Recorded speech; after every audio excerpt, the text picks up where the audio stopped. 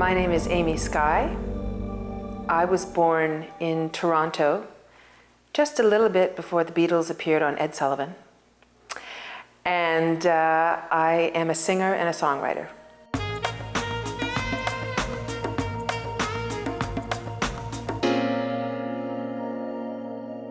Perfect happiness to me is feeling like I'm balancing the two great passions in my life, which are my family and my music. My greatest fear would have to be to look back at life and regret. I think the living person that I most admire is Dr. Maya Angelou. She's made an enormous contribution to women's ability to understand our true strength and power and attractiveness. In particular is summed up by her wonderful poem, Phenomenal Woman, which I had the honor of setting to music.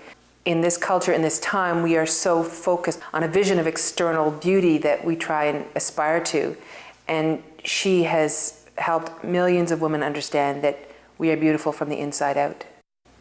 I think the thing I most disliked about myself is impatience. The characteristic I dislike most in other people is hypocrisy. I think the most overrated virtue is abstemiousness, which is the abstaining from sensual indulgence in life. I think moderation is great, but only in moderation. I have to say that I probably only lie to spare someone's feelings.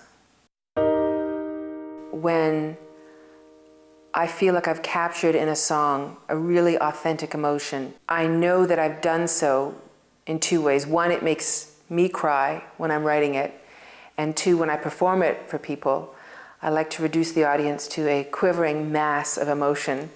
If I do so, I know that what I've written is genuine, and that is really satisfying.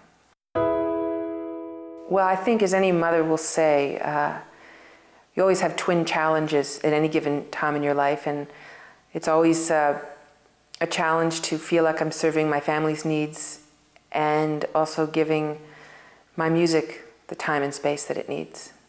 My most treasured possession is my voice. I feel tremendously gifted to be able to open my mouth and make a beautiful noise. At this point in my life, I feel like my voice is able to express my emotions exactly the way I want them to be heard. I'm the kind of person that feels like every day is a brand new page, and I wake up every morning feeling like today could be the best day of my life. So I don't feel like there was a period in time when I was happier than I am now, because I'm always looking forward. I hope my most obvious characteristic is my optimism. There are so many talents that I dabble in that I'd like to be better at. I'd love to be an awesome dancer. I would hate to be an accountant. I'd love to get a Grammy Award. I think every musician feels you sort of get a place in history when you're recognized by your peers like that. I'd love to live in Paris because I love speaking French. I love the architecture and the light and the food and what I perceive to be the romantic Parisian lifestyle and intellectual lifestyle. If I could do anything else besides be a singer and songwriter, I'd like to be an author. I love to communicate, and when you're writing pop songs, you basically have sort of 3 to 5 minutes to get your point across, and I love words pretty much as I love music, and I'd love to be able to express myself in a long form. I think my greatest achievement is having found success in the public eye with work that is truly honest to who I am. I feel full of despair at the times when I feel like the world is moving towards a place where violence seems to be the only answer to the great conflicts. If I was to come back as a person, I'd like to come back as Sting. I think God would want me to come back as Sting. I most identify with Delilah because she spent her whole life trying to get her husband to cut his hair. I think I just have a goal of continuing to create better and better music, to finding more original and honest ways of expressing myself. From the earliest days of my youth, when I started playing instruments, I always wanted to create my own music, and I wanted to write the kind of music that people would remember.